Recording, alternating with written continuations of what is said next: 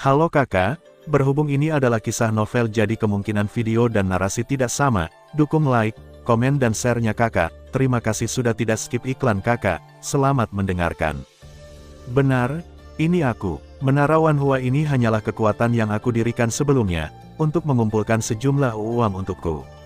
Tanpa diduga, menara itu tumbuh semakin besar dan menjadi tangan kananku. Tentu saja, selain terkait dengan Menara Wanhua, ada kekuatan lain yang juga berperan penting dalam pencapaian saya hari ini, yaitu Istana Tusita. Petik 2. Istana Tusita. Semua orang berkata serempak, dan kemudian semua orang teringat bahwa menurut rumor yang beredar, penguasa Istana Tusita adalah alkemis nomor 1 di dunia abadi, Taisang Laojun. Ya, itu Istana Tusita. Istana Tusita adalah istana yang dibangun untukku oleh Kaisar Langit sendiri setelah aku menjadi makhluk abadi. Saat itu, aku tidak tahu berapa banyak makhluk abadi yang iri padanya, tapi kesedihan di dalamnya adalah juga hanya aku yang mengetahui hal ini. Jika dia tidak meminta bantuanku, mengapa dia memperlakukanku seperti ini? Kemudian, saya menggunakan prestise saya dan keterampilan alkimia serta pemurnian senjata saya yang luar biasa untuk menyuap banyak makhluk abadi agar membukakan pintu bagi saya, jadi saya merekrut murid dari seluruh dunia abadi, dan kemudian mendirikan Tusita-Tusita saya di berbagai tempat istana, memanfaatkan kebutuhan alkimia di Istana Tusita, saya mengumpulkan semua jenis harta langka dan ramuan berharga di mana-mana untuk penggunaan alkimia saya. Istana Tusita dan Menara Wanhua saling melengkapi. Bersama-sama mereka menempatkan agen rahasia di pasukan besar dan menyuap beberapa pasukan lokal kecil untuk bekerja untuk saya. Awalnya, saya hanya ingin membiarkan Anda tumbuh dewasa, tetapi kemudian saya secara tidak sengaja menemukan keberadaan binatang jahat Kingxi itu. Awalnya, saya ingin membunuhnya secara langsung dan mendapatkan bagian halaman itu, tetapi kemudian saya menemukan dia sepertinya mengikuti Anda dan memiliki permusuhan yang mendalam terhadap Anda. Tetapi untuk beberapa alasan yang tidak diketahui, dia tidak menyerang Anda secara langsung, tetapi memilih untuk menyabotase semua rencana Anda. Seolah-olah dia ingin Anda mati, tetapi tidak ingin Anda mati di tangannya, jadi dia berbicara dengan Anda di mana-mana dia menentangnya, tapi dia meremehkan kekuatanmu yang sebenarnya dan membiarkanmu melarikan diri setiap saat. Terlebih lagi, kekuatanmu tumbuh lebih cepat setiap saat. Setelah saya menemukan fenomena ini, saya melepaskan ide untuk membunuh Kingxi. Daripada membunuhnya, lebih baik menjadikannya sebagai batu loncatan untuk Anda kemajuan kekuatan selalu cepat. Untuk membuatmu marah, aku selalu mengambil sikap laissez-faire terhadap perilaku Kingxi. Lucunya dia sebenarnya mengira dia telah merusak rencanaku. Meskipun di bawah tekanan tinggi, kekuatanmu berkembang pesat dan kemajuan pesat, tidak ada jaminan 100% bahwa kamu akan selamat dari pertarungan hidup dan mati. Namun, saya tidak bisa selalu berada di sisimu, jadi saya memberitahu Tusita. Beritahu orang-orang di istana dan gedung Wanhua bahwa apapun yang terjadi, mereka tidak dapat membunuh Anda dan membiarkan Anda hidup-hidup. Petik 2. Mendengar hal tersebut, Xiao Yan menyadari bahwa perintah, jangan bunuh dia, yang dia dengar sebelumnya awalnya dikeluarkan oleh Ouyang Jin. Pantas saja mereka hanya mengatakan itu adalah perintah yang diturunkan dari atas selama penyelidikan, namun tidak ada yang tahu siapa itu kalau dipikir-pikir sekarang, memang benar hanya Ouyang Jin yang memiliki energi sebesar itu dan dapat memerintahkan begitu banyak orang untuk tidak membunuhnya. Namun, Ouyang Jin mungkin tidak menyangka bahwa perintahnya untuk tidak membunuh Xiao Yan akan membuat Xiao Yan menjadi seseorang dengan latar belakang yang besar di mata orang lain, sehingga memungkinkan paviliun Qianji Xiao Yan terbuka di sebagian besar dunia peri. Xiao Yan benar-benar tidak tahu bagaimana cara memperlakukan Ouyang Jin sekarang. Meskipun Ouyang Jin hanya menggunakan dia sebagai pemandu pengobatan atau bidak catur, dia memang telah banyak membantu Xiao Yan. Jika tidak, perintahnya mungkin menyebabkan Xiao Yan mati berkali-kali, dan dari sudut pandang lain, pencapaian Xiao Yan hari ini memang sebagian karena dia. Di bawah tekanan Kingxi, kamu tumbuh dengan sangat cepat. Tingkat pertumbuhanmu jauh melebihi ekspektasiku. Jadi untuk bisa menyusulmu, aku harus menerapkan rencanaku untuk mengumpulkan batu roh api dan ramuan, tetapi dengan melakukan hal itu, identitasku terungkap. Pada titik tertentu, Kaisar Langit benar-benar mengincarku. Dia tampaknya sangat tidak puas dengan perilakuku dan berencana untuk mengambil tindakan terhadapku. Rencana saya akan berhasil. Bagaimana saya bisa membiarkan sesuatu menjadi tidak beres pada saat kritis ini? Jadi aku memutuskan untuk memotong ekorku untuk bertahan hidup. Aku mengatur agar si Kongming bisa dekat denganmu. Awalnya aku hanya ingin dia mencari alasan untuk tinggal bersamamu, tapi aku tidak menyangka kalian berdua masih punya alasan seperti itu hubungan, yang membuatnya dia dapat berintegrasi ke dalam diri Anda secara lebih alami, dan kemudian dia akan memandu Anda untuk menyelidiki kasus batu roh api, sehingga menghancurkan Menara Wanhua selangkah demi selangkah. Saya tidak tahu apakah Anda menyadarinya, tetapi hampir tidak ada lawan yang sangat kuat di setiap bangunan 10.000 bunga yang Anda hancurkan, dan Anda belum menemukan terlalu banyak hal dari 10.000 bangunan bunga. Petik 2. Setelah mengatakan ini, Xiaoyan mengangguk dengan tegas. Memang, dia memiliki keraguan tentang hal ini sebelumnya, bertanya-tanya bagaimana mungkin Menara Wanhua yang bermartabat hanya memiliki barang sebanyak itu. Tapi kemudian si Kongming memberitahu mereka bahwa setiap kali Menara Wanhua lewat, barang-barang akan diserahkan sebentar, jadi tidak akan terlalu banyak barang yang disimpan di dalam gedung Wanhua. Meski penjelasan ini agak janggal, mereka tetap mempercayainya. Kalau dipikir-pikir sekarang, mereka benar-benar bodoh saat itu. Jika mereka lebih memikirkannya, jika Anda memikirkannya, Anda mungkin bisa mengetahui kebenarannya sebelumnya. Di bawah instruksiku, Menara Wanhua dihancurkan selangkah demi selangkah olehmu, tapi ini hanya kehancuran dangkal. Faktanya, sejumlah besar properti dan tenaga Menara Wanhua diam-diam dipindahkan ke berbagai kekuatan besar. Namun, setelah keributan ini, Kaisar Langit memang melonggarkan kewaspadaannya terhadap saya dan membatalkan rencana awalnya, yang memberi saya kesempatan untuk bernapas dalam beberapa tahun terakhir. Pada saat yang sama, Anda juga tumbuh selangkah demi selangkah. Saat Anda menyerang markas Wanhua, saya menggunakan trik untuk mengelabui Kingxi ke markas, dan sebelum Anda menyerang Ola, saya menggunakan teknik imobilisasi untuk memperbaikinya. Di sana juga adegan di mana Anda bertemu. Awalnya, saya berpikir bahwa dengan kekuatan Anda, itu akan lebih dari cukup untuk membunuh Kingxi, tetapi saya tidak menyangka bahwa kekuatan Kingxi juga meningkat pesat dalam beberapa tahun terakhir, hampir memusnahkan seluruh pasukan. Kemudian, ketika dia menceritakan sebuah cerita kepadamu, aku terus bersembunyi, dan ketika dia hendak menyebutkan namaku, aku mengambil tindakan untuk membunuhnya melihat palem pil di tangannya, dan aku menipumu karena ini. Anda akan mengetahui semua yang akan terjadi selanjutnya. Jika bukan karena bantuan Anda, saya benar-benar tidak akan bisa menyempurnakan ramuan keabadian ini. Sekarang saya akan memberi Anda kesempatan lagi untuk bertobat. Jawabannya. Semoga kamu tidak mengecewakanku. Jangan pikirkan itu, aku tidak akan berjanji padamu. Xiaoyan menjawab langsung tanpa memikirkannya. Faktanya, bagi Xiaoyan, pertanyaan ini tidak perlu dipikirkan sama sekali. Meskipun Ouyang Jin pernah menjadi tuannya, setelah Ouyang Jin membantai begitu banyak makhluk hidup untuk berlatih saat dia membuat ramuan, dia tidak lagi menganggapnya sebagai tuannya, apalagi sekarang dia tahu banyak hal. Bahkan jika Ouyang Jin melepaskannya, dia tidak akan melepaskannya. Haha, Ouyang Jin tertawa dan berkata, sebenarnya dia sudah menebak jawaban Xiaoyan. Dia juga pernah mengalami sifat keras kepala Xiaoyan, tapi dia masih memiliki secercah harapan, berharap Xiaoyan bisa membantunya. Pemurnian senjata benar-benar membuatnya terkesan. Jika memungkinkan, dia ingin menyerahkan mantelnya kepada Xiaoyan, tetapi karena Xiaoyan sangat keras kepala, maka dia bisa mengambil darahnya. Datang dan penuhi dirimu sendiri. Karena kamu tidak tahu bagaimana memuji dirimu sendiri, jangan salahkan aku karena tidak peduli dengan hubungan antara tuan dan murid. Apa menurutmu kamu, jenderal yang kalah seperti kamu, akan menjadi lawanku? Xiaoyan melirik ke arah Ouyang Jin dengan penuh arti, mengangkat sudut mulutnya sedikit, melirik ke arah Suner di belakangnya, dan kemudian Suner mengangguk padanya. Dia tersenyum sedikit, menoleh untuk melihat ke arah Ouyang Jin. Tuan, ini milikku. Terakhir aku memanggilmu guru sekali, tapi tetap saja tidakkah menurutmu kamu melakukan kesalahan? Ouyang Jin mencibir, haha, mereka yang mencapai hal-hal besar tidak terpaku pada hal-hal sepele. Selama kamu bisa sukses, tidak peduli metode apa yang kamu gunakan. Ketika kamu berhasil, metodemu dengan sendirinya akan dipuji oleh jutaan orang. Sebaliknya, jika Anda gagal, Anda akan diturunkan pangkat menjadi tidak berharga, dan Anda akan menjadi raja atau bandit. Yang dilihat semua orang hanyalah hasilnya kesuksesan. Petik 2. Tidak, kamu salah. Sejak zaman kuno, mereka yang memenangkan hati rakyat akan memenangkan dunia. Untuk orang sepertimu, Bahkan jika kamu menjadi abadi dan menjadi kaisar langit, tidak ada yang akan mendukungmu. Kamu hanya mengatakan begitu banyak.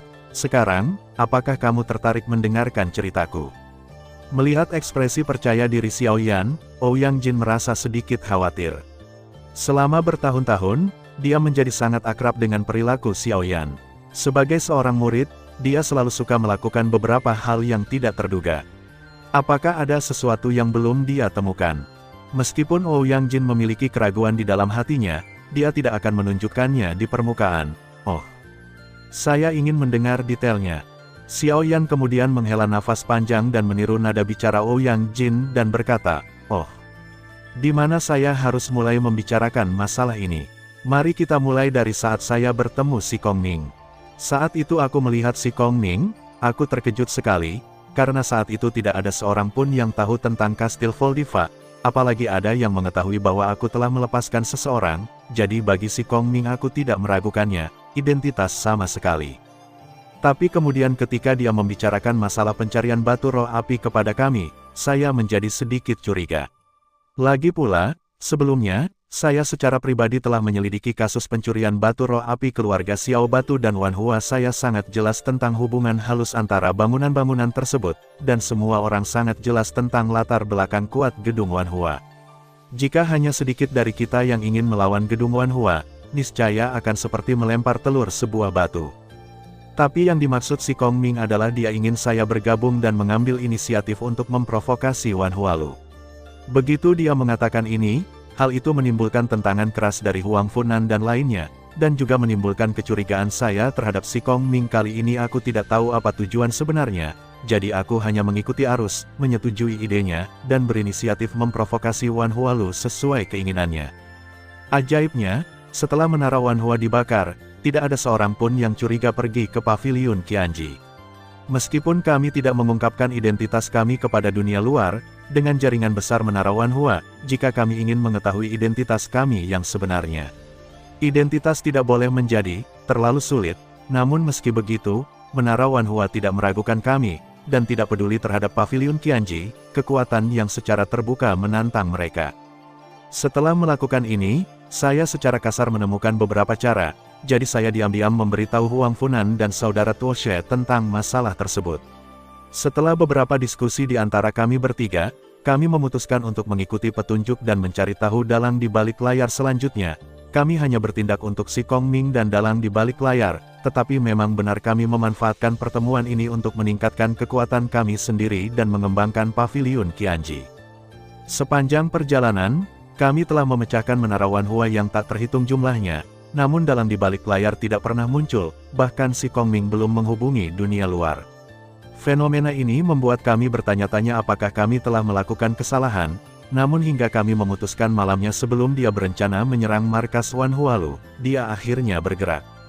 Saat kami semua sedang tidur, diam-diam dia berlari ke halaman belakang, bersiul memanggil burung nasar, mengikatkan catatan di kaki burung nasar, lalu melepaskan burung nasar itu. Tidak ada orang lain yang mengenal burung nasar itu, karena itu adalah burung nasar unikmu. Aku belum pernah melihat ini di aula penempaan jiwa sebelumnya. Kemudian, Huang Funan kembali dan memberitahuku bahwa burung nasar telah terbang ke markas menara Wan Hua. Namun meski begitu, aku tetap tidak ingin meragukanmu sampai aku mengenalinya King Si sebelum dia mati, dan membunuhnya dengan tangannya sendiri. Setelah menyerahkan benda itu ke tanganku, aku sepenuhnya percaya bahwa guru yang paling aku hormati sebenarnya adalah dalang di balik semua ini. Petik 2. Apa yang dia berikan padamu? Apa yang dia berikan padamu? Ouyang Jin tidak tertarik pada hal lain yang dikatakan Xiaoyan. Dia hanya tertarik pada apa yang diberikan King Si kepada Xiaoyan sebelum dia meninggal. Xiaoyan membalik telapak tangannya, dan sebuah liontin giok muncul di depannya. Aku yakin kamu masih ingat liontin giok ini, kan? Ketika Ouyang Jin melihat liontin giok ini, dia tiba-tiba menyadari, jadi itu ada di sini bersamamu. Kepada siapa dia memberikannya? Kupikir itu di tempat Suner. Aku bahkan pergi ke kamarnya untuk mencari, tapi ternyata tidak menemukannya. Berpikir bahwa binatang jahat itu telah menipuku sebelum dia mati, dan melihat bahwa pecahan halaman itu ada di tanganmu. Xiaoyan mengangguk, ya, itu ada di tanganku. Ketika aku mengetahui bahwa kamu adalah dalang di balik layar, aku masih tidak dapat mempercayainya, karena menurut kesanku, kamu hanyalah makhluk abadi biasa. Bahkan jika dia hampir tidak bisa mencapai tingkat keabadian melalui budidaya bertahun-tahun, dia tidak akan mampu memiliki pengaruh sebesar itu dan mampu membangun kekuatan sebesar Menara Wanhua. Baru kemudian saudara Xiao memberitahu saya sebuah rahasia sehingga saya mengetahui kebenaran tentang semua ini. Petik 2. Rahasia apa? Xiao Yan melanjutkan, saudara Xiao memberitahuku bahwa tali abadi yang dipegang di tangan si Kong Ming adalah milik pribadi Taisang Laojun. Jika bukan diberikan oleh Taisang Laojun sendiri, orang lain tidak akan bisa mendapatkannya. Tahu-tahu, ternyata orang di balik layar itu adalah Taisang Laojun. Dia juga tuanku yang baik. Petik 2. Oh, jika kamu mengetahui identitas asliku saat itu, bagaimana kamu bisa membuatkan ramuan untukku? Dan berikan aku esensi dan darahmu. Hal ini. Itu karena aku tidak tahu apa tujuan akhirmu. Selain itu, aku juga ingin mempengaruhimu dan berharap kamu bisa kembali. Tapi obsesimu terhadap keabadian terlalu dalam, sampai-sampai tidak ada obatnya, jadi aku melakukan beberapa trik pada ramuan itu. Setelah mendengarkan kata-kata Xiao Yan, Ouyang Jin terkekeh. Xiao Yan, apa yang kamu ingin aku katakan tentangmu? Apa gunanya mengatakan begitu banyak? Bahkan jika kamu sudah mengetahui identitasku sejak lama, bahkan jika kamu dan ada beberapa manipulasi dalam pengobatannya, tapi terus kenapa?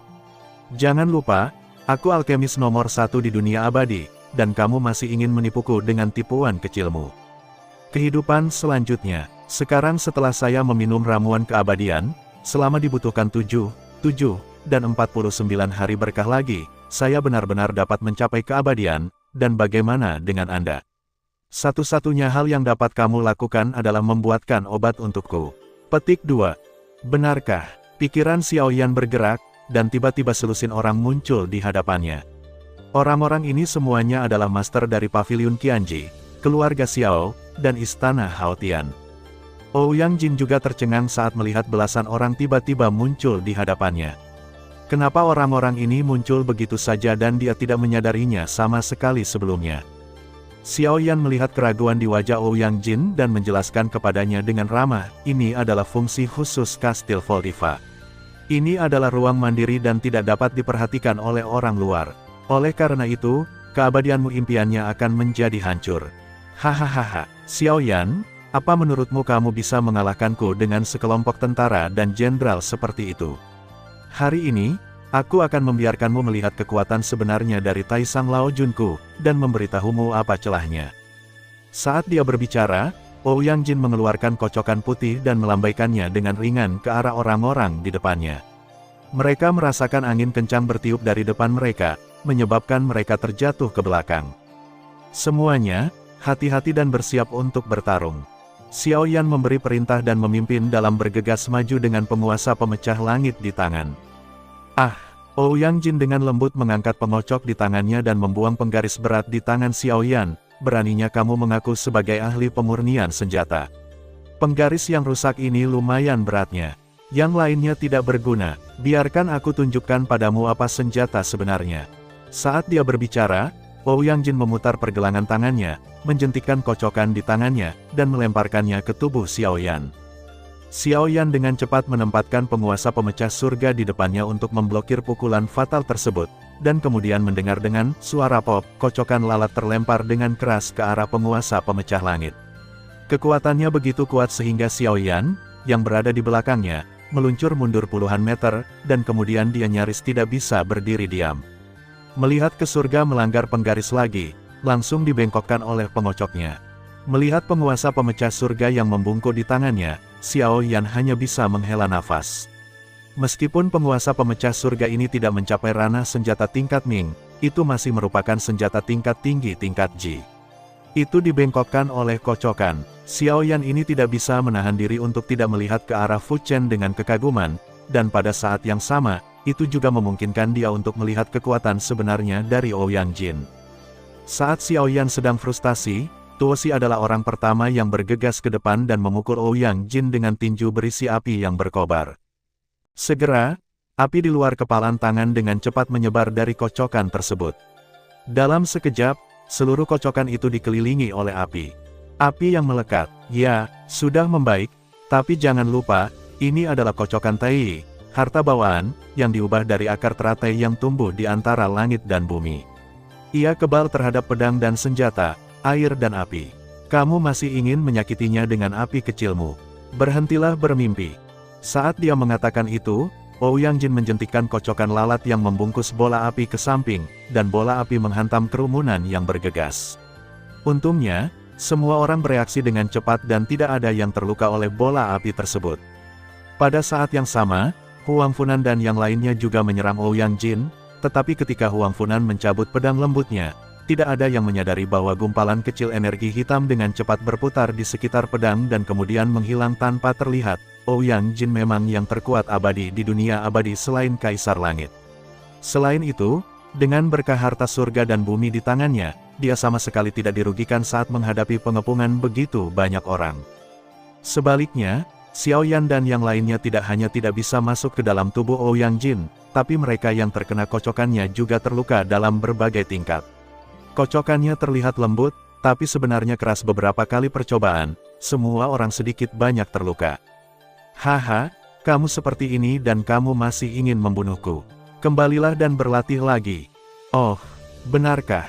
Coba ini. Xiao Yan, yang berada di depan Ouyang Jin, tiba-tiba tersenyum jahat dan melemparkan bola api petir yang sangat padat di tangannya ke arah Ouyang Jin. Semuanya, keluar dari sini. Xiao Yan meraung keras, dan dia dengan cepat menggunakan keterampilan gerakan tercepatnya untuk melarikan diri dari sana. Ketika Ouyang Jin melihat benda yang dilempar oleh Xiao Yan, pupil matanya langsung menyusut dan dia tidak bisa menahan diri untuk mundur guntur dan bola api bergerak maju. Ledakan, bola api petir meledak dengan suara keras yang mengguncang tanah. Ledakan besar ini membuat telinga semua orang tuli untuk sementara. Ada dengungan di telinga mereka dan mereka tidak dapat mendengar apapun diri mereka sendiri di dalam tanah karena takut terkena ledakan. Namun meski begitu, masih ada beberapa orang yang bergerak lambat yang terpanas setelah ledakan, dan mereka tidak tahu apakah mereka masih hidup atau sudah mati. Seluruh langit berada dalam lautan api, dan suhu yang sangat panas hampir melelehkan tanah. Namun meski seperti ini, tidak ada yang berani mengangkat kepala karena takut terbakar juga. Api menyala selama setengah jam. Kemanapun api lewat, tidak ada sehelai rumput pun yang tumbuh. Untungnya, letaknya di tempat terpencil dan tidak ada seorang pun yang tinggal di sana tempat di mana Ouyang Jin berada. Saya melihat Ouyang Jin masih berdiri di sana, tetapi gambarannya tidak lagi sama. Sekarang wajahnya abu-abu dan acak-acakan. Bahkan pengocok di tangannya meledak dan hanya tongkat kayu di tangannya yang tersisa kocokan kesayangannya hancur. Dia meraung, menjabat tangannya, dan tongkat kayu itu langsung tumbuh dan berubah menjadi pedang yang sangat tajam. Dia membalikkan tangannya, dan energi hitam melonjak di telapak tangannya. Kamu memaksaku melakukan ini. Melihat energi hitam ini, Zhou Yusuansha yang baru saja ditekan di tubuh Xiao Yan mulai melakukan kerusuhan lagi. Tidak, kakak Xiao Yan, kamu harus bertahan. Suner menarik Xiao Yan, meraih lengannya erat-erat dengan kedua tangannya, dan mencium bibirnya. Tindakan Suner membuat Xiao Yan tertegun sejenak. Kejutan di hatinya segera menekan 9 neter Xuansha yang sedang bangkit. Setelah tenang, dia mendorong Suner menjauh, mengangguk padanya, dan kemudian menatap Xiang Ouyang Jin. Trikmu ini tidak berguna lagi bagiku. Oh, benarkah? Ouyang Jin tersenyum jahat. Tubuh Xiao Yan gemetar, dan dia menatap tak percaya pada pedang panjang berlumuran darah yang menembus perut bagian bawahnya. Dia perlahan berbalik dan melihat orang di belakangnya dan bertanya dengan kaget. Kamu, kapan kamu juga terinfeksi? Xiao Yan memandang Huang Funan di belakangnya dengan kaget, yang memegang pedang lembut, dan matanya tertuju pada wajahnya. Dia melihat bahwa wajah awalnya yang cerah sekarang diwarnai dengan warna biru dan hitam, dan bibirnya berwarna ungu kusam dan tak bernyawa. Melihat keningnya, tanda khusus itu belum muncul. Pengakuan orang ini membuat Xiao Yan langsung menghela nafas lega. Saat dia hendak mengatakan sesuatu, lengan Huang Funan bergerak-gerak, dan dengan letupan, pedang lembut itu ditarik keluar dari tubuh Xiao Yan. Saudara Xiao Yan, Suner di sampingnya segera pergi membantu Xiao Yan. Jika bukan Huang Funan yang menikam Xiao Yan, dia pasti sudah menamparnya. Tapi karena itu Huang Funan, Suner tidak berani kakak terbaik kakak Xiao Yan. Jika dia terluka, kakak Xiao Yan pasti akan sedih. Dia tidak bisa membuat kakak Xiao Yan sedih, jadi dia hanya perlu melindungi kakak Xiao Yan menyelesaikannya sendiri. Huang Funan, Anan, melihat Huang Funan juga dikendalikan oleh Zhou Yusuansha, kakak Xiao dan Huang Tingyu segera mengepung Huang Funan dan ingin melangkah maju. Namun, melihat tampang pembunuh Huang Funan, mereka tidak berani melangkah maju. Saat ini, suara Ouyang Jin terdengar. Membunuh mereka. Huang Funan membungkuk sedikit ke arah Ouyang Jin dan menjawab dengan dingin, "Ya, Tuan." Setelah mengatakan itu, dia mengangkat pedang lembutnya dan bergegas menuju Huang Tingyu dan orang lain di sekitarnya. Di mata Huang Funan, orang-orang di depannya ini bukan lagi saudara dan temannya, tetapi musuhnya. Huang Funan mengayunkan pedang lembut di tangannya dan terus bergerak ke sekeliling semua orang, namun semua orang tidak berani kejam padanya dan hanya menghindar secara membabi buta. Namun, gerakan Huang Funan tajam dan dia menikam semua orang di tempat yang fatal, seseorang tidak bisa mengelak, dan memiliki beberapa bekas luka lagi di tubuhnya. Saat mereka bertarung dengan Huang Funan, Sun Er berdiri di samping sambil memegangi Xiao Yan yang terluka. Dengan memikirkan Xiao Yan, luka di perut bagian bawahnya sembuh secara otomatis, tidak akan sembuh dalam beberapa saat. Dia menatap Ouyang Jin, kapan Huang Funan terinfeksi. Ouyang Jin tersenyum dan memandang Xiao Yan, "Kamu harus berterima kasih padaku. Jika bukan karena kamu, bagaimana aku bisa mengendalikan begitu banyak orang?" Apakah aku menularkannya?" kata Xiao Yan bingung. "Haha, tentu saja kamu tidak menularkannya, tapi penularannya ada hubungannya denganmu," kata Ouyang Jin dengan ekspresi bangga. "Bagaimana aku mengatakan ini? Haha, ini semua berkat pisau penekan iblis yang kamu bawa kembali. Pisau penekan iblis itu memang bagus. Jika bukan karena pisau penekan iblis, aku tidak akan bisa sepenuhnya mengendalikan Zhou Yusuansha.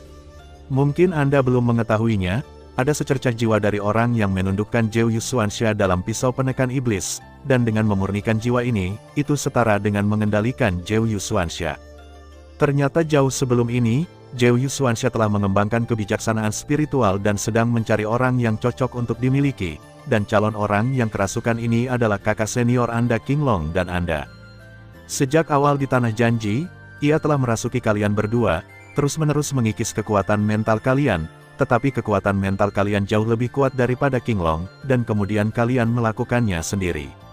Setelah tersingkir sekali, kalian masih dapat mempertahankan milik kalian kewarasan, tetapi justru karena inilah Zhou Yusuansha menganggap Anda sebagai target pertamanya. Kemudian, saya mengambil alih Zhou Yusuansha, dan saya melakukan hal yang sama. Tapi aku tidak menyangka pikiranmu terlalu tegas, dan bahkan ini tidak bisa mengendalikanmu, jadi aku memilih hal terbaik berikutnya dan memilih orang-orang di sekitarmu, dan fisik api Anetoshe ditakdirkan menjadi mustahil baginya, untuk dikendalikan. Kontrol, Sun Er pada awalnya adalah pilihan terbaik, tetapi Kingxi bajingan itu tampaknya sangat tertarik pada Sun Er. Saya mencoba beberapa kali tanpa hasil, jadi saya harus memilih Huang Funan. Aku menempatkan Zhou Yusuansha di pedang lembutnya. Setiap kali dia menggunakan pedang lembut itu, Zhou Yusuansha akan semakin dalam, sampai sekarang dia sepenuhnya dikendalikan olehku. Haha, bagaimana? Bukankah menyenangkan disakiti oleh orang yang kamu percayai? Petik 2. Setelah mendengarkan kata-kata Ouyang Jin, Xiao Yan menoleh untuk melihat ke arah Huang Funan yang masih berkelahi dengan semua orang. Dia berteriak keras kepada Huang Tingyu, "Huang Tingyu, pergi dan perbaiki dia, dan Huang Funan akan diserahkan padamu. Yang lain akan menyerahkannya padamu. Bergabunglah denganku, berurusan dengan Taisang Laojun." Huang Tingyu mengangguk, dia sudah lama ingin melakukan ini, tetapi Huang Funan baru saja bertengkar dengan semua orang, dan dia tidak pernah mendekati Huang Funan. "Tidak masalah, serahkan padaku." Segera setelah semua orang pergi, target Huang Funan menjadi Huang Tingyu. Huang Tingyu menggunakan tubuhnya untuk segera mendatangi Huang Funan, berkeliaran di sekitarnya, dan terus berbicara di telinganya. Aku tidak tahu apakah itu akan berhasil atau tidak, saat ini, dia hanya bisa mencobanya. Di sisi lain, Xiao Yan dan yang lainnya kembali bertarung dengan Ouyang Jin. Meski Xiao Yan terluka, lukanya tidak cukup untuk mengalahkannya. Dia menyadari bahwa dia sebenarnya tidak mengenal Ouyang Jin sama sekali. Dia tidak pernah tahu bahwa ilmu pedang Ouyang Jin begitu kuat, dan ada sedikit petunjuk tentang Tai Chi dalam ilmu pedang ini. Jangan mendekatinya meskipun dia menyerang. Dapat dikatakan bahwa Ouyang Jin hampir menghajar mereka. Awalnya, kekuatan Ouyang Jin lebih tinggi dari orang lain. Terlebih lagi, dia telah meminum pil keabadian dan kekuatannya bahkan lebih maju, yang lain sama sekali tidak seperti mereka. Setelah beberapa putaran pengepungan, yang tersisa hanyalah Yan Qianqian, saudara Xiao, Suner, dan Xiao Yan serta Tuo Xi yang berjuang untuk menghidupi diri mereka sendiri. Faktanya, Tuo Xi bertarung paling keras di antara mereka semua, jadi miliknya cederanya juga paling serius, tapi dia menolak untuk terjatuh dan berdiri di sana sambil menahan nafas, seolah dia ingin melihat Ouyang Jin mati dengan matanya sendiri. Ouyang Jin melihat luka-luka dan Xiao Yan serta yang lainnya yang pingsan, dan berkata sambil tersenyum, "Kamu masih ingin membunuhku seperti ini? Haha, kumpulan darahku masih kekurangan beberapa obat. Tolong simpan itu untukku. Ambillah itu sebagai obat." Saat dia berbicara, Ouyang Jin membalikkan tangannya, dan sebuah kipas kecil muncul di depan Xiao Yan dan yang lainnya. "Tidak, itu penggemar pisang, keluar dari sini!" Kakak Xiao langsung berteriak.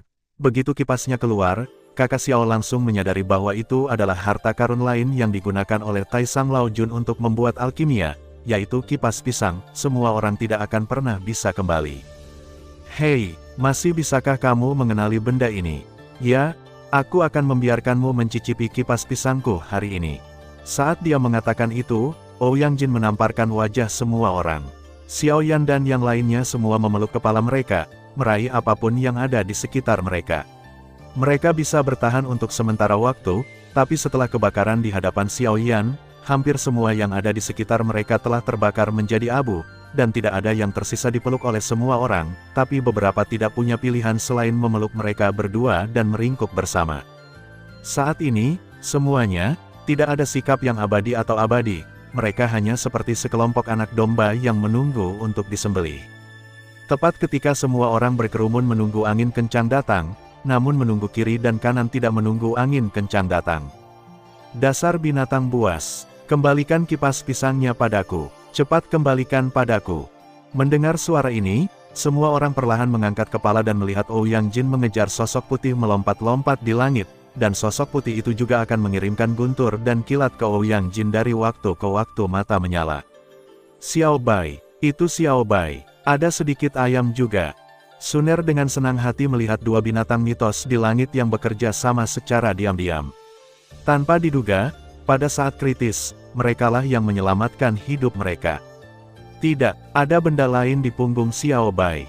Xiao Yan menatap tajam ke benda yang menonjol dari punggung Bai Ze yang murah hati, dan sesuatu tiba-tiba terlintas di benaknya. "Mungkinkah, itu, rubah kecil?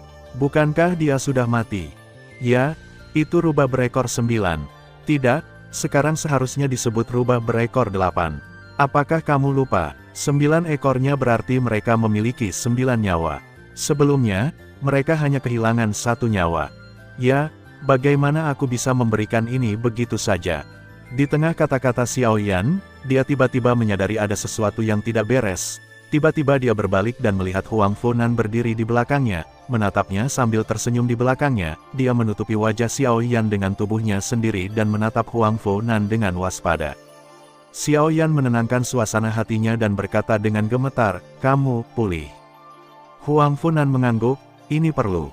Siapa aku? Bagaimana 9 neter Xuanxia kecil itu bisa melakukan sesuatu padaku?" Xiao Yan mengangguk dengan berat, dan saat dia hendak mengatakan sesuatu, dia mendengar raungan keras lainnya dari langit.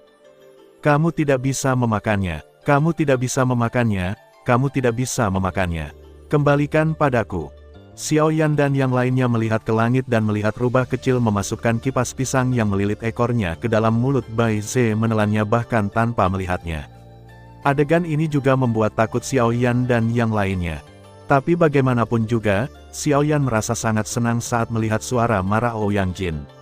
Dia menepuk bahu Huang Funan dan berkata, "Ayo pergi. Ayo bantu mereka bersama." Saat dia berbicara, dia mengetukkan jari kakinya, terbang, dan mulai melawan Ouyang Jin. Melihat kedatangan Xiao Yan, Ouyang Jin kembali ke warasannya. Pikirannya baru saja diganggu oleh binatang buas itu, tapi sekarang dia tidak bisa melakukannya lagi. "Xiao Yan, apa menurutmu kamu bisa mengalahkanku dengan 3 binatang buas?" "Sudah kubilang, itu tidak mungkin. Sudah waktunya untuk mengakhiri. Terlalu banyak waktu yang terbuang. Sudah waktunya untuk mengakhiri. Setelah mengatakan itu, Ouyang Jin menjabat tangannya, dan sebuah benda muncul di tangannya. Benda itu dikelilingi oleh ribuan sinar cahaya dan warna keberuntungan. Ada nubuatan jalan besar yang mengelilinginya di luar, dan jimat dari jalan surga menjulang di dalam. Cahaya 5 warna menyinari gunung, sungai dan bumi, dan energi keberuntungan 9 warna mengejutkan langit dan dunia, dan itu terlihat luar biasa. Biarkan Anda merasakan kekuatan diagram Tai Chi saya. Diagram Tai Chi. Orang lain mungkin hanya pernah mendengar tentang diagram Tai Chi ini, tetapi Xiao Yan sangat mengenalnya. Dia ingat bahwa hal itu tercatat dalam buku, Teknik Penggabungan Tai Chi Bagua, pada awal mula kekacauan langit dan bumi, dunia lahir antara langit dan bumi. Salah satu dari 3 harta karun adalah bendera Pangu, diagram Tai Chi dan lonceng kekacauan. Konon semuanya berasal dari kapak pembuka langit Pangu. Di antaranya, diagram Tai Chi berwarna yin dan yang kacau, menunjukkan gambaran jalan tanpa batas. Ia juga memiliki kekuatan untuk menenangkan bumi, air, api dan angin, mengubah yin dan yang dan 5 elemen, menganalisis misteri surga, dan mencakup puluhan ribu fenomena. Ini adalah harta yang sangat kuat, tidak peduli apa itu, sekali terlibat, itu akan musnah dalam waktu kurang dari 1/4. Lebih penting lagi, itu juga dapat menetralisir semua serangan dan mengalahkan pertahanan lawan. Saya selalu mendengar bahwa Taisang Laojun memiliki harta yang tak terhitung jumlahnya, dan sekarang tampaknya memang demikian. Dari kocokan Tai di awal, hingga kipas pisang kemudian, dan sekarang hingga diagram Tai Chi, masing-masing lebih kuat dari yang lain. Menghadapi lawan yang begitu kuat, Zibao, bagaimana seharusnya Xiao Yan dan yang lainnya menghadapinya? Otak Xiao Yan bekerja dengan cepat, matanya menatap pola pada diagram Tai Chi. Susunan Tai Chi seharusnya menjadi formasi yang paling dia kenal. Karena ada diagram Tai Chi, pasti ada cara untuk memecahkannya, tapi susunan Tai Chi ini sepertinya berbeda dari yang pernah dia lihat sebelumnya dan terlihat agak rumit. Dia perlu waktu untuk mempelajarinya, tapi yang paling dia kekurangan sekarang adalah waktu. Ouyang Jin menjabat tangannya, dan diagram Tai Chi langsung berubah menjadi jembatan putih, menyedot semuanya. Di depan diagram Tai Chi, perlawanan apapun tidak efektif. Seiring dengan semburan jeritan, semua orang tersapu, termasuk Xiao Yan, tapi Xiao Yan tidak berteriak. Dia mencoba menenangkan dirinya dan memikirkan kekurangan pada diagram Tai Chi di depannya. Tenang, tenang, aku pasti bisa, aku pasti bisa, aku pasti bisa. Xiao Yan membuka matanya lebar-lebar dan menatap diagram Tai Chi yang semakin menyusut. Merasakan tekanan yang semakin kuat di sekelilingnya, kesadaran Xiao Yan menjadi semakin kabur.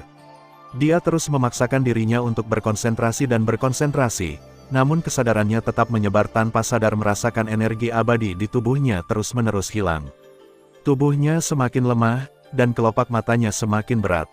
Melihat diagram Tai Chi yang menyusut, Ouyang Jin mengangguk puas. Selain menyelesaikan beberapa pertahanan, diagram Tai Chi ini juga memiliki efek halusinasi dan menyerap energi perih. Jadi selama Anda masuk, jangan pikirkan tentang itu. Sekarang saya akhirnya bisa duduk dan bersantai. Begitu Ouyang Jin selesai berbicara, dia melihat diagram Tai Chi terbuka secara tiba-tiba, dan Xiao Yan dan yang lainnya yang terguling di dalamnya langsung terjatuh dan jatuh ke tanah satu demi satu. Perhatian mereka sudah teralihkan, mengantuk, kecuali Tuo She. Sepertinya tidak ada seorang pun yang bangun lagi, tetapi setelah musim gugur ini, kebanyakan dari mereka bangun sedikit dan melihat sekeliling. Aku belum mati, bukankah aku sudah mati? Apakah aku benar-benar belum mati?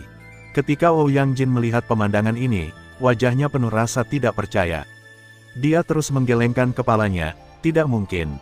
Tidak mungkin, bagaimana mereka bisa lolos darinya? Tai Chi itu tidak pernah gagal. Apa yang terjadi? Apa sebenarnya yang terjadi?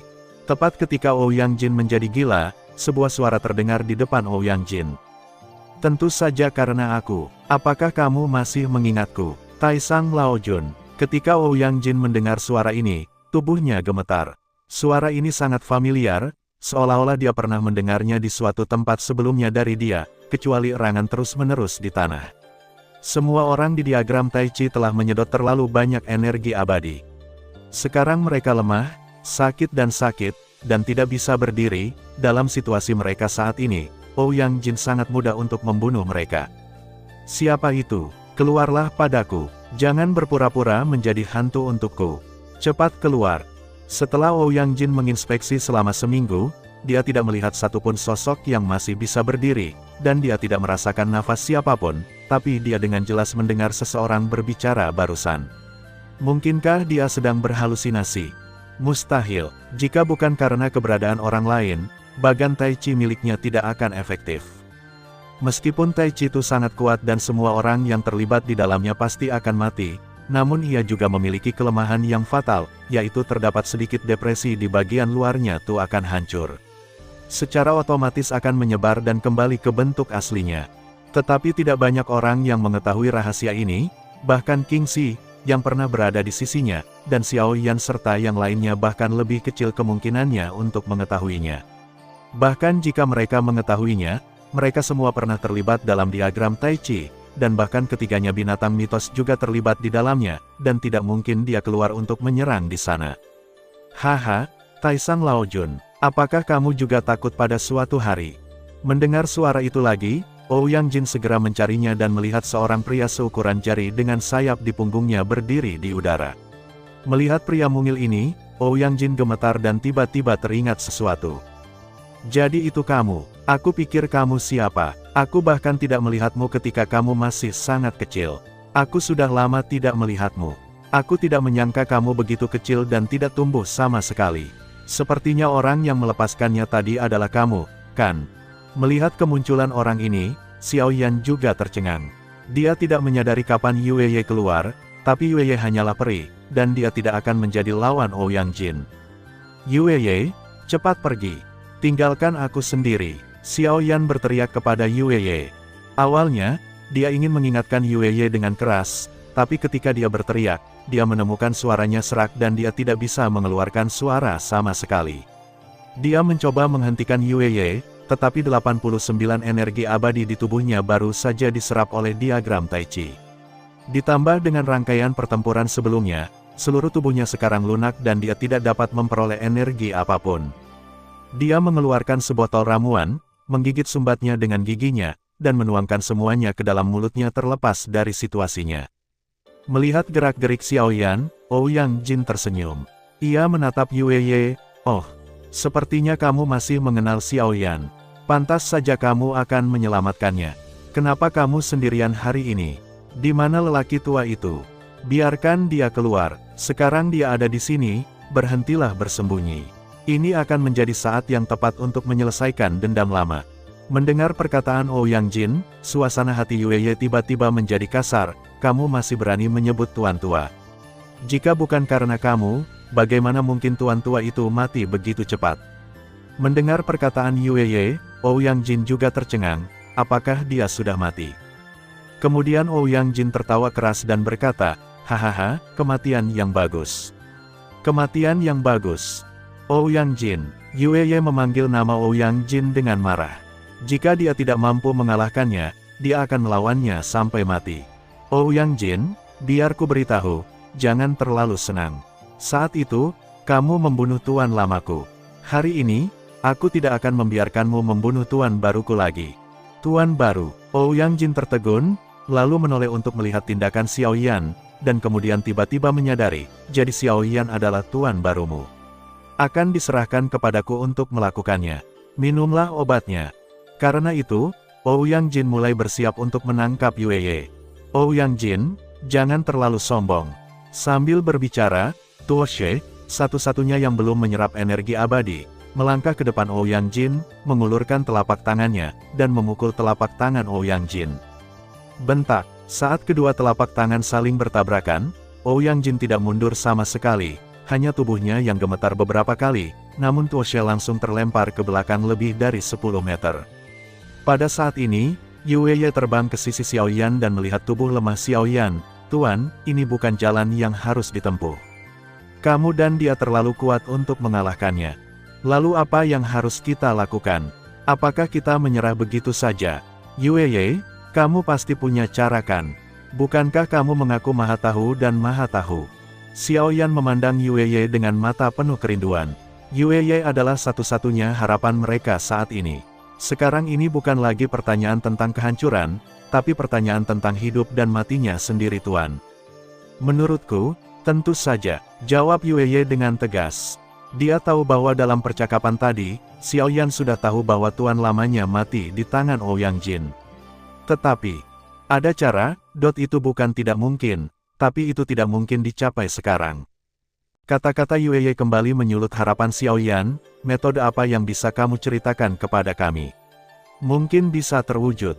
Yueye ragu-ragu lagi, dan akhirnya berkata dengan ragu-ragu, kesenjangan kekuatan antara kamu dan dia sekarang terlalu besar, kecuali, kamu memiliki peluang besar, kekayaan besar, dalam waktu singkat waktu, yang membuat kekuatanmu meningkat pesat.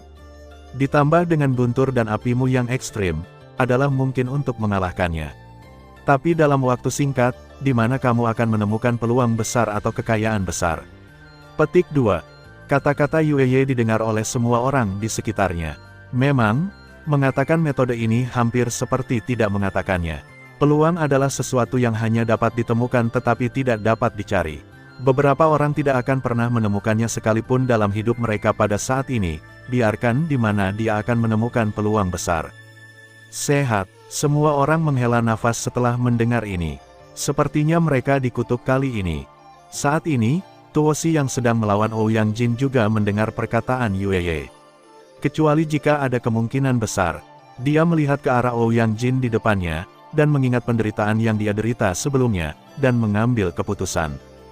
Bukankah ini kesempatan besar dan kekayaan besar? Xiaoyan, aku akan membantumu, kuharap kamu tidak mengecewakanku. Setelah mengatakan itu, seluruh tubuh Tuoshi mulai terbakar, dan kobaran api menyelimuti seluruh tubuhnya. Saat Ouyang Jin melihat pemandangan ini, ada ekspresi terkejut di matanya. Tuoshi, apa kamu gila? Tuoshi memandang ke arah Ouyang Jin dan berkata, aku berkata, sepertinya aku akan menghabisimu. Hari ini, aku akan menghancurkan impianmu tentang keabadian. Xiaoyan, semua tergantung pada Anda. Petik 2, Saudara Tuoshi. Tidak, Saudara Tuoshi, tidak. Orang lain mungkin tidak tahu apa yang sedang dilakukan Tuoshi sekarang, tapi Xiaoyan, yang paling mengenalnya, tahu betul apa yang ingin dilakukan Tuoshi saat ini. Saudara Tuoshi, berhenti, jangan lakukan ini, aku tidak menginginkannya, jangan. Xiaoyan meraung dengan raungan yang menyayat hati, berteriak tanpa henti dengan suaranya yang serak. Meski hanya sedikit orang yang bisa memahami suaranya, semua orang bisa melihat ketulusannya. Dia terus menggelengkan kepalanya, dia tidak menginginkan kesempatan seperti itu, apalagi seperti itu sebuah pemenuhan. Pada saat ini, api di sekitar Tuoshi menjadi semakin kuat, dan api dengan warna berbeda terus keluar dari tubuhnya dan berputar di sekelilingnya, sementara tubuhnya menjadi semakin kabur. Pertama kali mereka bertemu setelah dunia peri, dan pemandangan yang mereka alami kemudian, Tuoshi, yang merupakan api aneh, justru menitikkan air mata. Xiaoyan, jangan melawan. Ini sepanjang hidupku, aku hanyalah seberkas api antara langit dan bumi. Aku sangat puas bisa mendapatkan teman sepertimu. Aku telah menghabiskan waktu ini bersamamu, adalah hari terindahku. Aku tidak menyesali apa yang kulakukan hari ini, aku hanya berharap kamu bisa mengalahkannya dan mewujudkan keinginanku untukku. Mendengarkan kata-kata terakhir Tuoshi, Xiaoyan terus menggelengkan kepalanya dan tanpa sadar menangis. Aku tidak menginginkannya, aku tidak menginginkannya, hentikan, hentikan. Xiaoyan, aku pergi, selamat tinggal, teman-teman. Ouyang Jin, sekalipun aku mati, aku tidak akan membiarkan konspirasimu berhasil. Petik 2. Begitu Tuoshi selesai berbicara, tubuhnya benar-benar berubah menjadi api, lalu dia bergegas menuju Xiaoyan dan menyelimuti seluruh tubuh Xiaoyan. Suhu yang sangat tinggi membuat semua orang di sekitar Xiaoyan tanpa sadar. Dia mundur beberapa langkah. Melihat ini, semua orang segera mengerti apa yang dimaksud Tuoshi. Dia ingin Xiaoyan melahap dan memurnikannya. Dia akan menggunakan hidupnya sendiri untuk membantu Xiaoyan menjadi abadi, dan dia akan menggunakan hidupnya sendiri untuk menyelamatkan semua orang. Tepat ketika semua orang tergerak oleh kebenaran Tuoshi, hanya Xiaoyan, yang dikelilingi oleh api, yang terus menggelengkan kepalanya. Dia tidak mau menerima kesempatan dan tantangan seperti itu. Ouyang Jin kaget saat melihat adegan ini, awalnya dia mengira Tuoshi hanya ingin menghadapinya, tapi dia tidak menyangka Tuoshi berubah menjadi api aneh untuk membantu Xiaoyan. Tuoshi, Apakah menurutmu pengorbananmu seperti ini bisa menyelamatkan mereka? Biar ku beritahu, tidak ada yang bisa menghentikanku untuk menjadi abadi, bahkan kamu pun tidak. Saat dia mengatakan itu, Ouyang Jin meraih Xiaoyan di dalam api dengan satu tangan. Pada malam yang diterangi cahaya bulan, dia tidak bisa menahan air mata saat dia melihat Tuo She yang berubah menjadi api aneh. Dia terbang ke telinga Xiaoyan, yang sudah sedikit lepas kendali, dan berbisik pelan. Xiaoyan, semangatlah, jangan biarkan pengorbanan Tuo She sia-sia. Sekarang, nyawa semua orang bergantung padamu. Setelah mengatakan itu, Yue Ye berbalik dan memancarkan seberkas cahaya keemasan, menyelubungi semua orang di dalamnya, dan kemudian dia melemparkan dirinya ke tangan terbang Ouyang Jin. Malam yang diterangi cahaya bulan, Xiaoyan meraung dengan mata merah, dan melihat Yue Ye terpesona oleh telapak tangan Ouyang Jin. Setiap orang yang disinai oleh cahaya keemasan malam yang diterangi cahaya bulan segera pulih dari luka mereka. Sekarang, yang bisa mereka lakukan hanyalah bertarung. Suner mengeluarkan beberapa botol ramuan dan menuangkannya ke dalam mulutnya. Tanpa menunggu ramuan itu dimurnikan, dia terbang menuju Ouyang Jin. Saudara Xiaoyan, kita di sini, cepat perbaiki, jangan biarkan pengorbanan Kaisar kuno Tuo She sia-sia. Melihat perilaku Suner, semua orang meniru teladan Suner, melahap pil dalam tegukan besar, dan kemudian bertarung untuk terakhir kalinya demi Xiaoyan. Melihat semua orang bekerja begitu keras, Xiaoyan mengulurkan tangannya untuk menghapus air mata di wajahnya. Aku serahkan ini pada semua orang, aku akan keluar dari pengasingan secepat mungkin. Kemudian Xiaoyan menghilang begitu saja di depan semua orang, tetapi tidak ada yang mengira bahwa Xiaoyan melarikan diri sendiri. Mereka semua percaya bahwa Xiaoyan pasti akan keluar lagi, itu akan menjadi hari bagi Ouyang Jin meninggal, dan sebelum itu, mereka harus mengulur waktu untuk Xiaoyan. Saat ini, Xiaoyan telah memasuki kastil Voldiva. Waktu berlalu perlahan di kastil ini, yang dapat mempersingkat waktu pemurniannya lebih dari setengahnya. Saudara Tuo She, aku tidak akan mengecewakanmu. Xiaoyan menemukan asal mula api yang menempel di tubuhnya. Asal mula api itu sebenarnya adalah Tuo Shi sendiri mampu dengan mudah melahap dan menyempurnakannya. Asal mula api ini mengandung seluruh energi Tuo Shi. Anda harus tahu bahwa kekuatan Tuo Shi berada pada level puncak dari Dewa Abadi. Biasanya, Xiaoyan tidak akan berani menyerap energi sebesar itu secara langsung, tidak peduli dengan hal lain, dia mengambil sumber api dan memasukkannya ke dalam mulutnya. Meskipun apinya dikorbankan secara sukarela oleh Tuo Shi, itu hanya berarti bahwa perlawanan selama pemurnian tidak terlalu kuat, namun suhu api yang tinggi tetap membuat Xiaoyan pergi ke Raja Neraka. Saat Xiaoyan mati-matian memurnikan apinya, di luar, semua orang terus-menerus menyerang Ouyang Jin seperti badai, seperti kata pepatah, jika satu orang mencoba yang terbaik, 10 orang tidak akan dikalahkan, tetapi sekarang ada begitu banyak orang yang putus asa untuk hidup mereka, bahkan Ouyang Jin pun tidak bisa. Rasanya sedikit rumit. Dia tidak lagi ingin berurusan dengan orang-orang yang menyusahkan ini. Tujuan besar keabadiannya tinggal selangkah lagi dari penyelesaian. Dia tidak bisa membiarkan tujuan besarnya hancur di tangan anak-anak muda ini, jadi dia sangat ingin pergi sekarang, namun sekelompok orang ini menolak untuk melepaskannya, membuatnya tidak dapat melarikan diri untuk sementara waktu. Waktu berlalu menit demi detik. Huang Funan dan yang lainnya mengandalkan cadangan ramuan mereka sendiri untuk bertahan sampai sekarang. Namun, kemanjuran ramuan itu terbatas sendiri. Tunggu, jika Xiaoyan tidak keluar, mereka tidak akan bisa menahannya. Ledakan, Ouyang Jin menjatuhkan mereka semua kembali dengan satu pukulan. Mereka semua terjatuh dengan keras ke tanah. Sudah berkali-kali mereka dirobohkan. Mereka berlumuran darah, demikian pula, setelah terjatuh, dia perlahan bangkit dan memasukkan beberapa pil yang ada ke dalam mulutnya. Ouyang Jin tidak ingin terus berjuang dengan mereka. Setelah bertarung sekian lama, kekuatannya sendiri telah berkurang drastis. Oke, aku tidak akan bermain denganmu lagi. Aku pergi, sampai jumpa lagi. Setelah mengatakan itu, Ouyang Jin menghadap ke langit dan bersiap untuk terbang. Ouyang Jin, kamu mau kemana? Ouyang Jin, kamu mau kemana? Saat dia berbicara, sesosok tubuh muncul di depan Ouyang Jin entah dari mana. Tubuh bagian atas orang ini telanjang bulat, dan tubuh bagian bawahnya hanya mengenakan celana pendek yang terbakar dan hanya tersisa setengahnya. Kulit tubuh orang ini sangat putih dan tampak seperti laki-laki. Bagaikan telur yang sudah dikupas, ada nafas segar di sekujur tubuhnya. Ketika Ouyang Jin melihat orang yang tiba-tiba melompat keluar, tubuhnya gemetar, dan ketika dia melihat orang di depannya, dia merasakan sedikit rasa takut. Kembali ke alam, apakah ini tubuh dewa sejati?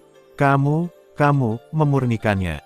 Itu benar, tidak ada keraguan bahwa orang ini adalah Xiaoyan yang sedang mengasingkan diri.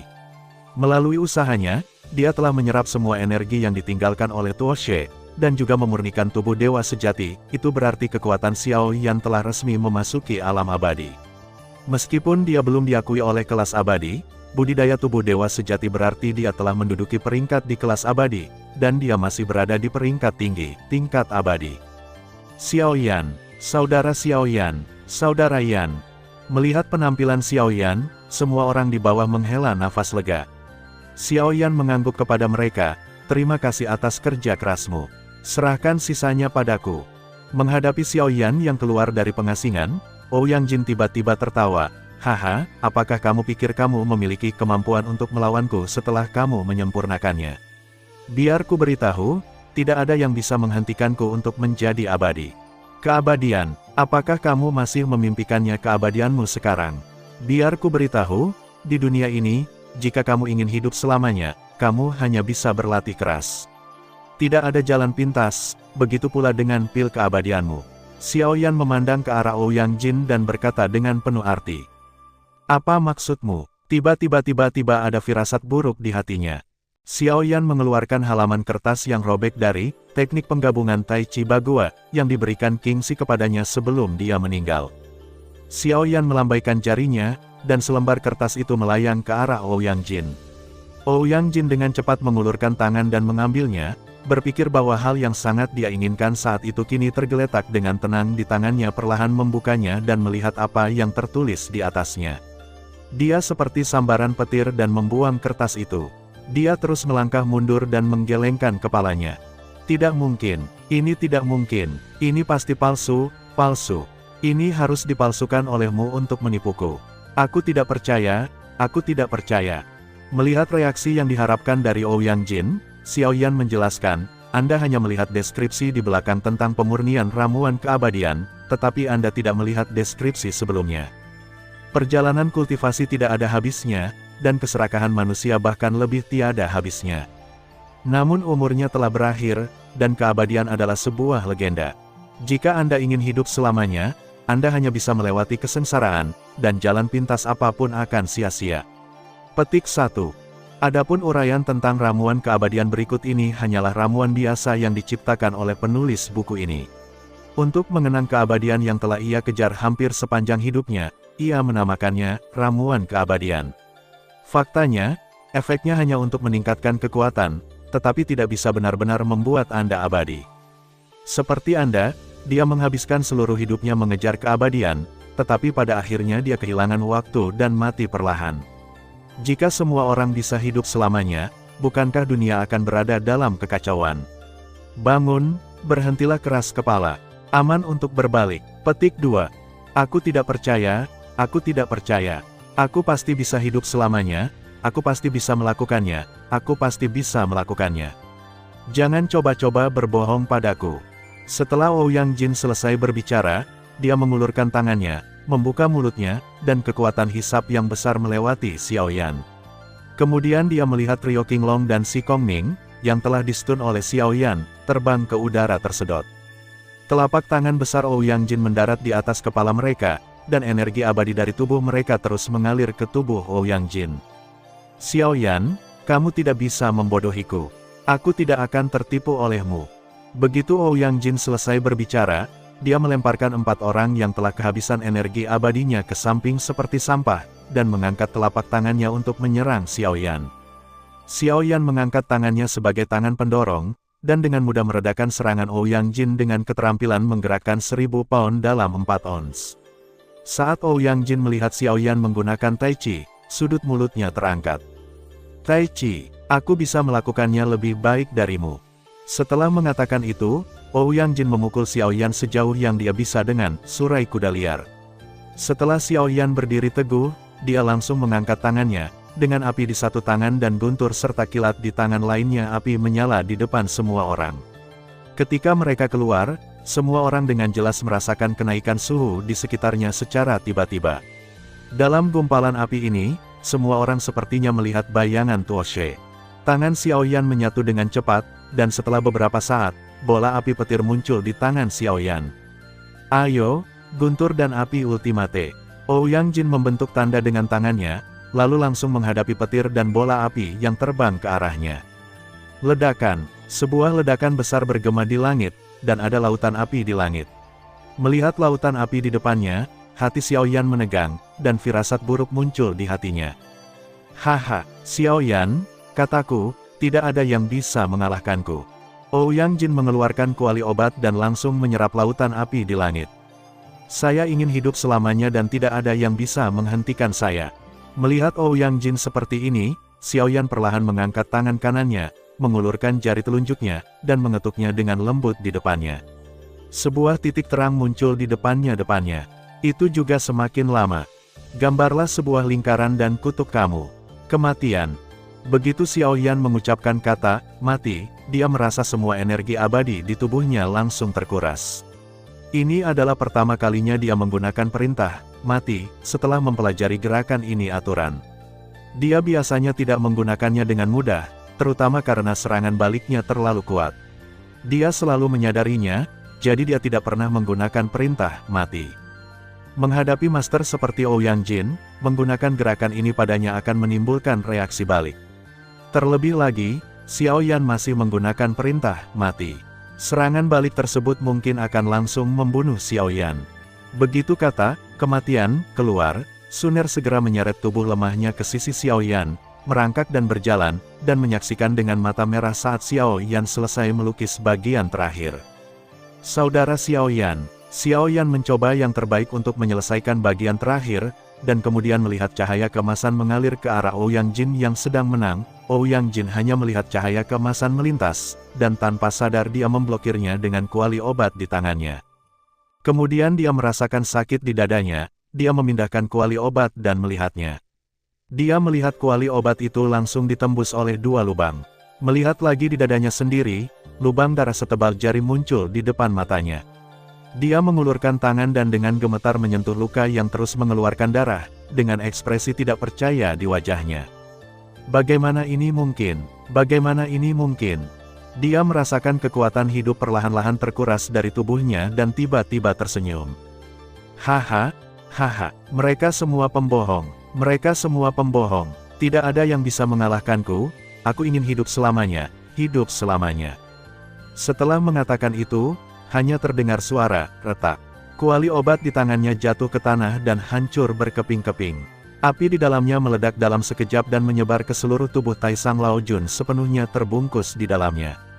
Tepat ketika api hendak membakar tubuhnya, sebuah kekuatan hisap menyedot api di sekitarnya. Semua orang mendongak dan melihat seorang pria berpakaian mewah berdiri di udara memandangi mereka. Engah, di sisi lain, darah Xiaoyan muncrat, dan tubuhnya terjatuh. Saudara Xiaoyan, saudara Xiaoyan, Xiaoyan, Xiaoyan. Melihat Xiaoyan jatuh, semua orang berkumpul untuk menyelidiki situasi Xiaoyan. Tepat ketika semua orang mengepung Xiaoyan, kekuatan yang kuat langsung membagi kerumunan menjadi dua kelompok. Biarkan aku melihatnya. Lalu aku melihat pria mewah yang tiba-tiba muncul sebelum melayang ke bawah. Melihat mata semua orang yang waspada, dia tersenyum tipis. Jangan gugup, aku Kaisar Langit. Apa, Kaisar Langit? Kaisar Langit. Semua orang memandang pria di depan mereka dengan pakaian mewah dan wajah ramah karena terkejut. Apakah dia penguasa tertinggi dunia abadi, Kaisar Langit? Mereka benar-benar melihat Kaisar Langit. Ketika semua orang tercengang, pria yang mengaku sebagai Kaisar Langit telah berjalan ke arah Xiaoyan, mengulurkan tangan dan menyentuh telapak tangan Xiaoyan. Setelah beberapa saat, dia menarik tangannya, dan kemudian menghela nafas di bawah tatapan Sun. Sehat, Kaisar Langit, bagaimana kabar saudara Xiaoyan? Kaisar Langit menggelengkan kepalanya, situasinya tidak optimis. Kekuatan Xiaoyan dan Taisang Laojun sangat berbeda. Dia secara paksa menggunakan kekuatan kutukan, mengakibatkan terlalu banyak serangan balasan. Serangan balik tersebut sulit untuk dihilangkan, apalagi serangan baliknya masih sangat kuat, dan yang lebih buruk lagi adalah serangan balik ini telah merusak meridiannya, dan kerusakannya bersifat permanen. Diperkirakan bahkan jika dia bangun, akan ada gejala sisa. Apa konsekuensi paling seriusnya? Suner bertanya langsung. Yang paling dia takuti sekarang adalah Xiaoyan tidak akan pernah bangun lagi. Kaisar Langit merenung sejenak dan berkata, hal yang paling serius adalah, semua kekuatan telah hilang. Kehilangan kekuatan. Semua orang tidak bisa menahan nafas, tapi Suner menepuk dadanya dan menghela nafas lega, tidak apa-apa, tidak apa-apa. Paling buruk, aku hanya bisa melindunginya. Kaisar Langit, bisakah kamu membantu saudara Xiaoyan? Petik 2. Kaisar Langit mengangguk, saya akan mencoba yang terbaik. Melihat kedatangan Kaisar Langit, semua orang tampak baik dan ceria. Hanya Huang Funan yang tampak menghina, mengapa kamu pergi ke sana lebih awal? Kami membunuh Ouyang Jin. Kamu di sini, mengapa kamu tidak menunggu kami mati? Datang lagi, apakah kamu sebaik Kaisar Langit? Anan, ketika Huang Tingyu mendengar kata-kata pemberontakan Huang Funan, dia segera menarik lengan bajunya dan menyuruhnya berhenti mengucapkan beberapa patah kata. Jika Kaisar Langit tersinggung, mereka tidak akan bisa hidup. Kaisar Langit juga mendengar keluhan Huang Funan. Dia menoleh ke Huang Funan dan berkata, segala sesuatunya tidak sesederhana yang Anda pikirkan. Setiap ruang memiliki hukumnya sendiri. Meskipun saya Kaisar Langit, saya tidak dapat melanggar hukum ini. Jika tidak, seluruh dunia di ruang akan kacau. Anda mungkin tidak percaya dengan apa yang saya katakan, tetapi itu adalah fakta. Jika Anda belum mencapai posisi itu, Anda tidak akan mengetahui kesulitan saya. Jika tidak, saya tidak akan berada di sini sekarang. Setelah Kaisar Langit selesai berbicara, melihat ekspresi Huang Funan, dia tahu bahwa dia tidak mempercayainya sama sekali. Bukan hanya dia, tetapi yang lain juga tidak mempercayainya. Kaisar Langit menggelengkan kepalanya tanpa daya, ayo kita cari tempat untuk itu, tenang dulu. Semua orang mengangguk, jadi mereka menemukan tempat tinggal terdekat dan menyembuhkan luka Xiaoyan. 3 bulan kemudian, Xiaoyan akhirnya terbangun. Setelah dia bangun, dia juga menemukan kondisi fisiknya, namun kondisinya sedikit lebih baik dari apa yang dikatakan Kaisar Langit 10. Tingkat keabadian, dan tidak ada kemungkinan peningkatan kekuatan lebih lanjut sepanjang hidup. Berita ini membuat Xiaoyan sedikit tertekan, tapi untungnya, situasinya jauh lebih baik dari yang dia duga. Melihat ekspresi Xiaoyan, Kaisar Langit tiba-tiba mengetahui sesuatu di dalam hatinya. Berita ini adalah berita buruk bagi semua kultivator. Dia menghiburnya, Xiaoyan, kamu tidak perlu depresi, karena kamu berhasil membunuh Ouyang Jin, jadi menurut aturan dunia abadi, kamu dapat mewarisi posisi abadinya sebagai Lao Jun tertinggi, kamu. Aku tidak mau. Sebelum Kaisar Langit selesai berbicara, dia mendengar Xiaoyan menyela dia secara langsung, dan kemudian berlutut di depan Kaisar Langit. Kaisar Langit, saya tidak ingin menjadi Tuhan Yang Maha Esa. Saya hanya ingin kembali ke benua Doqi dan menjalani kehidupan yang stabil. Karena Tuhan tidak lagi mengizinkan saya berlatih, mengapa saya tidak membiarkan alam mengambil jalannya? Tuhan Yang Maha Esa untuk posisi abadi, Anda harus menemukan orang lain yang layak. Setelah mengatakan ini, Xiaoyan mengangkat matanya dan melirik ke arah Huang Funan. Huang Funan tahu apa yang dimaksud Xiaoyan. Dia sangat tersentuh dengan pemikiran Xiaoyan, tapi seperti Xiaoyan, dia tidak suka terlibat dalam pertarungan untuk posisi abadi. Dia menggelengkan kepalanya pada Xiaoyan dan mengungkapkan sikapnya. Melihat ekspresi tekad Xiaoyan, Kaisar Langit menghela nafas, "Yah, karena kamu tidak mau, maka aku tidak akan memaksanya." Benua Doqi awalnya adalah benua tambahan dari alam abadi. Awalnya, ada batasan di sana, dan semua orang dengan kekuatan tinggi bisa setiap orang di bawah Kaisar Dou akan naik ke dunia abadi dan tidak ada yang akan diizinkan kembali secara pribadi. Dengan kekuatan Anda saat ini, Anda tidak akan bisa kembali, tetapi mengingat jasa Anda dalam membunuh Ouyang Jin, dengan ini saya membuka batasan ini untuk Anda, mengizinkan Anda untuk datang dan pergi dengan bebas, dan memberi Anda benua Doqi sekarang, kamu akan menjadi benua Doqi. Petik 2. Dan aku. Setelah Kaisar Langit selesai berbicara, Huang Funan segera mengangkat tangan kanannya, saya ingin pergi ke benua Doqi itu juga. Saudara Yan, maukah Anda membawa kami bersamamu juga? Xiaoyan melirik Kaisar Langit, yang mengangguk, tidak masalah. Kamu akan menjadi penguasa benua Doqi mulai sekarang. Siapapun yang kamu inginkan bisa masuk, tapi setelah masuk, kecuali Xiaoyan, tidak ada orang lain yang bisa masuk. Mereka semua akan ditekan di tahap Doseng. Tidak masalah. Dengan saudara Yan yang melindungiku, apa yang harus aku takuti?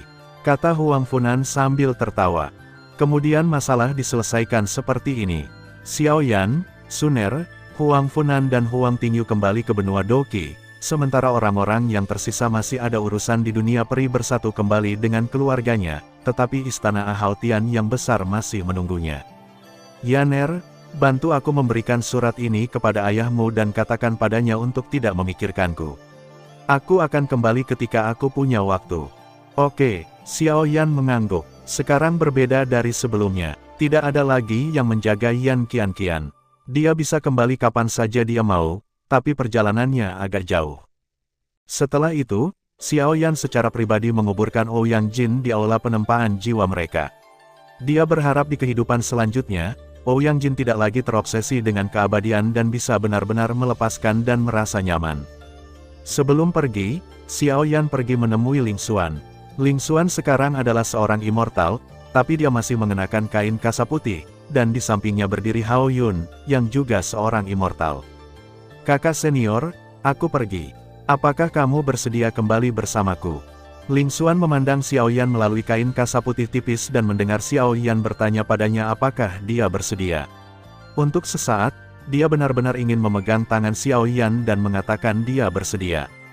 Tapi memikirkan tentang seperti apa dia sekarang, dan melihat Suner berbunga-bunga mengikuti Xiao Yan, dia menghela nafas dalam diam, berbalik dan meraih tangan Hao Yun di belakangnya, dan berkata sambil tersenyum paksa. Ngomong-ngomong, aku lupa memberitahumu, Hao Yun dan aku sudah menikah, dan aku adalah istrinya sekarang. Hao Yun tidak bisa menahan gemetar ketika dia mendengar kata-kata mimpi ini, tapi dia tidak mengatakan apa-apa dan membiarkannya memegang tangannya. Setelah mendengar ini, Xiao Yan menyunggingkan senyuman di wajahnya, benarkah? Selamat, aku tidak punya apa-apa untuk diberikan padamu. Biarkan keterampilan bertarung ini menjadi hadiah pernikahanku untukmu. Semoga kamu bahagia. Kami akan. Ling Xuan mengambil keterampilan bertarung yang diserahkan oleh Xiao Yan dan melihat latar belakang kepergian Xiao Yan, tubuhnya langsung roboh dan air mata mengalir di matanya. Kamu boleh menangis kalau kamu mau. Kamu tidak perlu menahannya di depanku. Wuho, ketika Ling Xuan mendengar ini, dia tidak tahan lagi, dia melemparkan dirinya ke pelukan Hao Yun dan menangis dengan keras. Melihat Ling Xuan yang menangis untuk pria lain di pelukannya, Hao Yun menghela nafas dalam hati. Kata cinta adalah kata yang paling indah sekaligus paling menyiksa. Setelah itu, Xiao Yan pergi menemui Tong Zheng lagi. Saat dia melihat Tong Zheng tidak bisa menahan tangisnya, dan dia melemparkan dirinya ke pelukan Xiao Yan. Xiao Yan, kamu akhirnya kembali. Kupikir aku tidak akan pernah bisa menunggumu lagi. Xiao Yan mengangguk, ya, aku kembali. Aku akan mengantarmu pulang. Pulang, Tong Zheng menangis dan menatap Xiao Yan. Xiao Yan mengangguk dengan berat, ya, pulanglah, kembali ke rumah kami. Benua pertarungan. Hari ini adalah kompetisi seni bela diri 10 tahun Aliansi Tianfu. Banyak orang berkumpul di sini di tempat kompetisi Paviliun Xingyun. Di antara mereka, yang duduk di puncak adalah Master Paviliun Xingyun, Yao Chen, dan tentu saja saudara baiknya, Tuan Feng. Selain itu, yang duduk di bawah adalah Kailin, peri medis kecil, Yun Yun, Ya Fei dan dua anak Xiao Yan, Xiao Xiao dan Xiao Lin. Mereka semua berkumpul di sini, menyaksikan para murid berkompetisi satu demi satu di bawah, dan kemudian berkomentar dari waktu ke waktu. Dapat dikatakan bahwa di bawah perlindungan keluarga Xiao di tahun-tahun ini, aliansi Tianfu mereka telah menjalani kehidupan yang lancar, menjadi penerusnya, kepada klan Xiao, kekuatan transenden terbesar kelima setelah klan kuno, klan guntur, dan klan api. Meskipun mereka menjalani kehidupan yang sangat nyaman, mereka selalu merasa ada sesuatu yang hilang. Saat ini, mereka sedang menyaksikan persaingan antar murid di bawah. Tiba-tiba terjadi kerusuhan di langit. Titik hitam muncul di pandangan semua orang.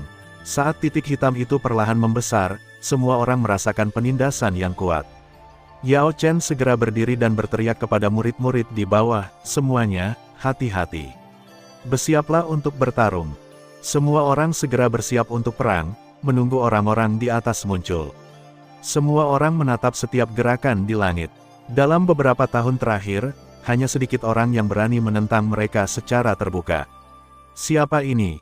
Kemudian semua orang hanya melihat beberapa orang keluar dari lorong gelap, dan ketika mereka melihat orang yang berdiri di depan, Yao Chen dan yang lainnya tercengang, dan aura tubuh mereka berfluktuasi dengan hebat. Ketika para murid di bawah melihat reaksi dari Master Pavilion dan yang lainnya, mereka tidak bisa tidak bertanya-tanya siapa orang ini yang dapat membuat emosi Master Pavilion dan yang lainnya begitu berfluktuasi. Xiao Yan memandang orang-orang di bawah, mau tidak mau membuka tangannya, dan berkata sambil tersenyum, "Ada apa? Apakah kamu tidak menyambutku, Xiao Yan, kembali?" Mendengar suara Xiao Yan, Yao Lao yang pertama bergegas ke depan, memandang Xiao Yan yang berdiri di depannya, dan berkata dengan tidak percaya, "Xiao Yan, benarkah itu kamu?" Xiao Yan juga melihat ke arah Yao Lao, yang terlihat sedikit lebih tua, dan berkata dengan suara tercekat, "Guru, ini aku. Aku kembali." Kemudian Xiao Yan memandang orang-orang di Cailin di belakang Yao Lao, dan memeluk mereka semua. Semua orang menangis seperti anak kecil, dan mereka tidak memiliki ketenangan dan keanggunan yang seharusnya. Para murid di bawah memandang orang-orang yang berpelukan dalam lingkaran di atas langit, dan mau tidak mau bertanya dalam hati mereka, "Xiao Yan. Siapakah Xiao Yan?" Nama yang sangat familiar, seolah-olah dia pernah mendengarnya di suatu tempat sebelumnya. Terima kasih sudah mendengarkan kakak dan yang sudah subscribe. Untuk yang belum subscribe yuk subscribe kakak, dan yang minat support jadi member klik tombol gabung kakak. Semua cerita sudah Mimin simpan di playlist supaya bisa kakak ikuti. Bila suka cerita Mimin jangan lupa subscribe channel Mimin dan share channel Mimin ke seluruh penjuru benua. Terima kasih.